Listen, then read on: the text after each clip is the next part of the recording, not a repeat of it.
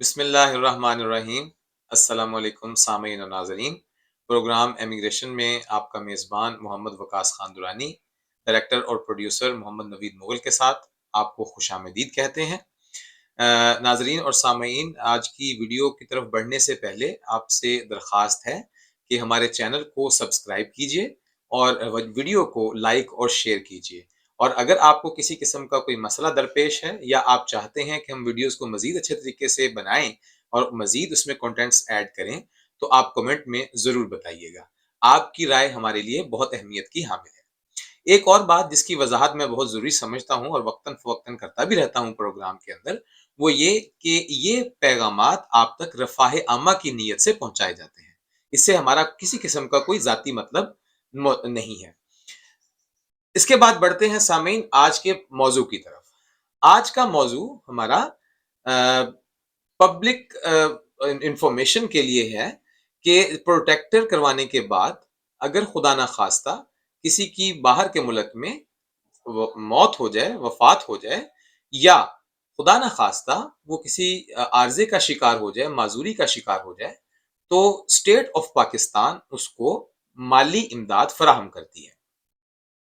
اس مالی امداد کو لینے کا کیا طریقہ ہے؟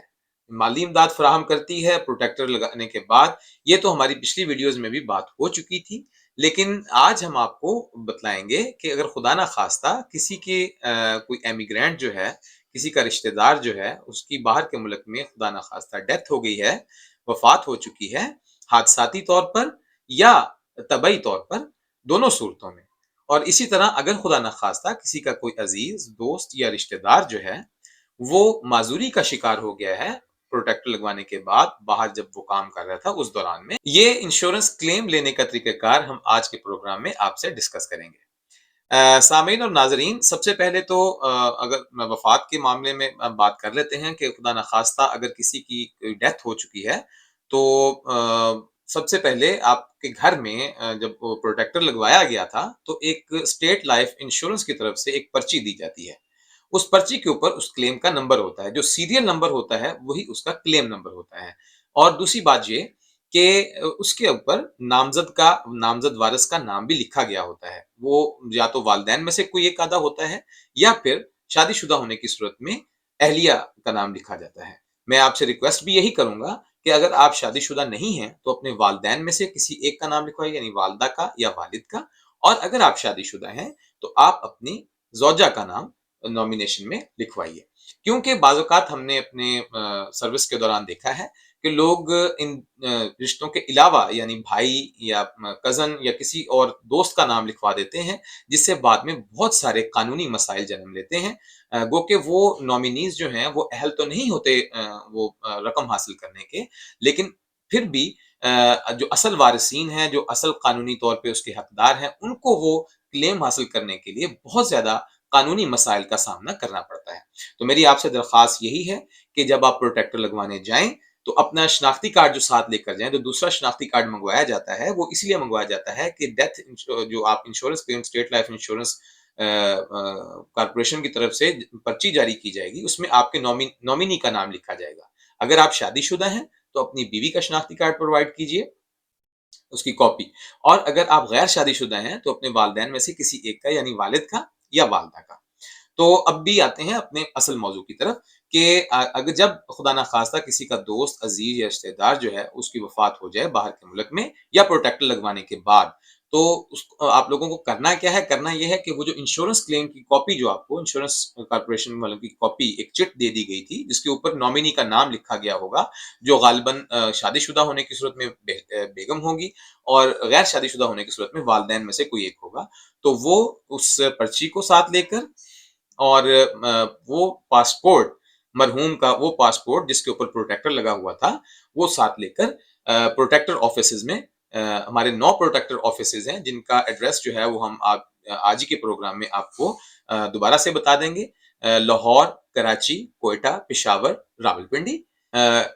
ڈیرہ غازی خان، ملتان، سیالکوٹ اور مالاکنڈ۔ تو یہ 9 جگہوں پہ ہمارے پروٹیکٹر آفیسز ہیں۔ آپ یہاں میں کسی پہ بھی چلے جائیے اور وہاں پہ جا کے آپ کو فارم ایشو کر دیا جائے گا، نامینی کے نام پہ فارم ایشو ہوگا۔ اس کے بعد کون سے آپ کو ڈاکومنٹس ریکوائرڈ ہیں اس کی تفصیل آپ کو اسکرین پہ نظر آ رہی ہوگی. اس میں سب سے امپورٹنٹ میں نے آپ کو جیسے پہلے بتا دیا ہے کہ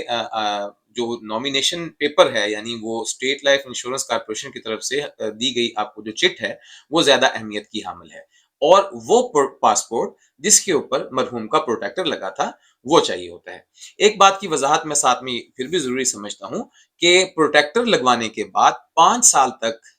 یہ انشورنس جو ہے وہ ویلڈ ہوتی ہے. خدا نہ خواستہ اگر آپ اسی پروٹیکٹر پہ ہیں اور آپ کی انشورنس جو ہے اس کے 5 سال کی میعاد پوری ہو چکی ہے، تو آپ سے درخواست ہے کہ اگر آپ پاکستان میں ہیں تو پاکستان میں پروٹیکٹر آفس میں جا کے دوبارہ سے انشورنس کروائیے. انشورنس کی فیس 2500 روپے ہے. اور اگر آپ پاکستان سے باہر ہی ہیں، اپنے ورک اسٹیشن پہ ہیں، تو ہمارے آفیسز جو کہ ایمبیسی کے ساتھ ہوتے ہیں یا کونسلیٹ جنرل کے ساتھ ہوتے ہیں، CWA یعنی community welfare اتاشی،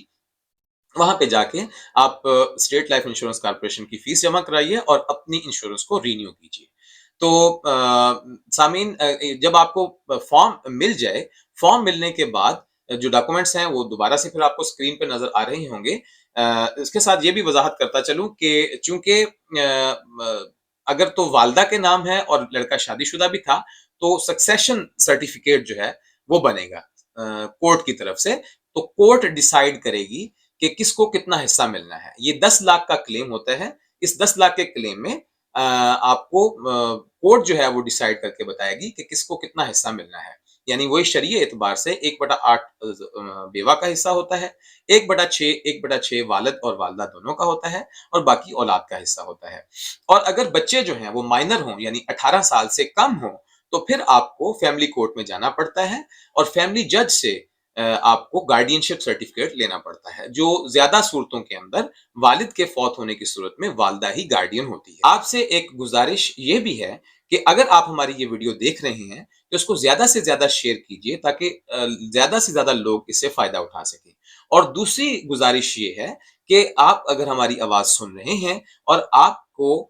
death insurance claim کے اندر کسی قسم کا کوئی مسئلہ درپیش ہے، یا ڈسیبلٹی کے کلیم کے اندر کسی قسم کا کوئی مسئلہ درپیش ہے، تو آپ کائنڈلی نیچے دیے گئے نمبرز پر رابطہ کیجئے اور ہم سے آپ ہر طرح کی رہنمائی حاصل کر سکتے ہیں. ناظرین، پروگرام کے آخر میں ایک اپیل آپ سے یہ کرنا چاہتا ہوں کہ آپ زیادہ سے زیادہ ہمارے اس ویڈیو کو شیئر کیجئے تاکہ زیادہ سے زیادہ لوگوں کو اس بارے میں انفارمیشن مل سکے، اور جو کوئی بھی مستحقین ہیں اور جن کا حق بنتا تھا وہ اپنے حق کو حاصل کرنے کے لیے ہمارے پروٹیکٹر آفیسز میں رابطہ کریں. دوسری گزارش آپ لوگوں سے جو ہماری آواز سن رہے ہیں یہ ہے کہ اگر خدا نہ خواستہ آپ کو ان ڈیتھ انشورنس کلیم کو لینے میں یا ڈسیبلٹی انشورنس کو کلیم کو لینے میں کسی قسم کی تنگی یا پریشانی کا سامنا کرنا پڑ رہا ہے، تو نیچے دیے گئے نمبر پر آپ رابطہ کیجئے. ہم یہ کام بالکل اللہ کی رضا اور خوشنودی کے لیے کرتے ہیں. ہمیں بہت خوشی ہوگی کہ آپ کی کسی طرح سے بھی اس معاملے میں ہم خدمت کر سکیں تاکہ دین اور دنیا دونوں کے فائدے ہم حاصل کر سکیں. اسی کے ساتھ ہی آج کا پروگرام اختتام کرتے ہیں. آپ حضرات سے پھر دوبارہ گزارش ہے، ہمارے چینل کو سبسکرائب کیجئے، ویڈیو کو لائک اور شیئر کیجئے تاکہ ہم آپ کی زیادہ اچھے انداز میں خدمت کر سکیں اور زیادہ سے زیادہ انفارمیشن آپ تک پہنچا سکیں. اسی کے ساتھ اپنے میزبان محمد بکاس خان درانی کو اور ہمارے ڈائریکٹر اور پروڈیوسر محمد نوید نور کو اجازت دیجیے. السلام علیکم.